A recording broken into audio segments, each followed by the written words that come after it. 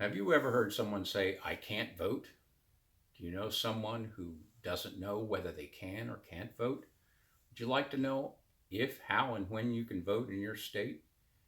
I'm Steve Buckingham, Chair of the UU Legislative Ministry of Maryland, and we help people participate in our democracy and make an impact on how our country is governed. In this video, we'll be talking about who's entitled to vote and how to make sure you're able to vote in your state. Federal law gives people the right to vote, and state laws provide further definition of who can vote and how, when, and where to vote. There are some criteria for voting that apply nationwide, many established by court decisions made on challenges to state restrictions on voting. However, voting is largely a state and local matter, so we will point out where qualifications vary state by state. When the United States was founded, only white men with property or other wealth were allowed to vote. But today, any American citizen who's at least 18 years old is entitled to vote, regardless of race, religion, class, gender, or national origin. So what are these qualifications? First of all, if someone says, I'm not a citizen, they are not entitled to vote in any election, period. Non-citizens should not even ask election officials whether they can vote, since that could be interpreted as an attempt to vote illegally and has resulted in arrests. What about age? The 26th Amendment to the U.S. Constitution gave the right to vote to any citizen 18 years or older. However, states have some flexibility in how this applies. 16 states and the District of Columbia allow 17-year-olds to vote in primaries, provided they will be 18 by the date of the general election. 11 states allow 17-year-olds to participate in presidential caucuses, but they may not vote in primary elections or other offices. The remaining states do not allow 17-year-olds to vote at all. Next, mental capacity. Most states have laws in their constitutions that can limit people with mental disabilities from voting if they are mentally incapacitated or incompetent. This means they have had a court determine that they are unable to manage their own affairs or make specific life decisions, which can include managing their money, entering a contract, making medical decisions, or caring for their children.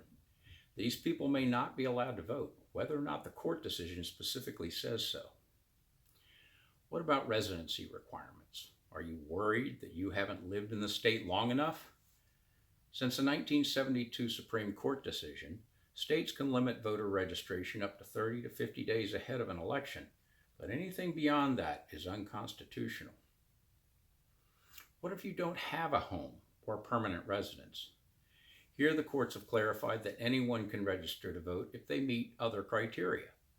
Since representation in state and federal legislatures is based on districts, voters must designate a place of residence, and states have accepted street corners, parks, and shelters where they stay the night. Some states allow P.O. boxes to be used as mailing addresses, and some even allow homeless citizens to use county courthouses or clerk's offices. But what do college students do when their school is in a state other than where they grew up? First of all, a college student can vote back home in the same manner as any other registered voter. You may return home and vote in person on election day or during early voting, or by absentee or mail-in ballot. Check with your elections board to see if mail-in voting is available and whether you qualify. If you want to vote in the state where your college is located, verify that you have lived in your college state long enough to meet the residency requirement and register to vote there. What kinds of proof do people need to show when voting? This differs from state to state. 15 states and the District of Columbia do not require specific photo ID, and many will accept copies of utility or other bills showing your address. 24 states have laws that are not considered strict, and 11 states have very strict ID laws, so it's important to get the required ID well before Election Day. What about having a criminal record? It's a common misconception that persons can lose their voting rights for being arrested or for a misdemeanor conviction, but only a felony conviction can result in the loss of voting rights. Amendments to the U.S. Constitution adopted after the Civil War prohibited states from denying the privileges or immunities of citizens of the United States without due process of law. However, a citizen may be denied the right to vote and subjected to involuntary servitude, like prison, upon conviction of a felony. In almost every state, a person's voting right may be restored. In Maine and Vermont, people can still vote while incarcerated, so they never lose their voting rights. But all of the other states prohibit felons from voting while they're in prison for felonies.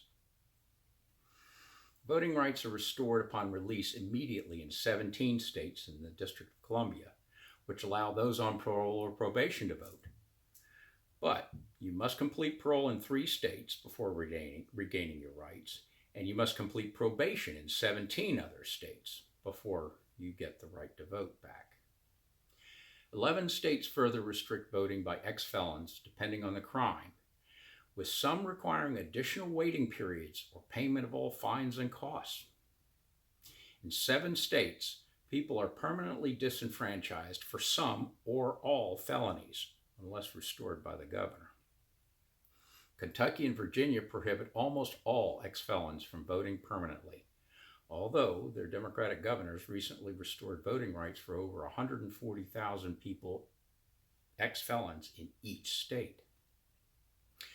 Most recently, in a 2018 ballot issue, the voters of Florida restored the rights of felons to vote upon release from prison, but the legislature imposed an additional requirement that they pay all fines and costs first.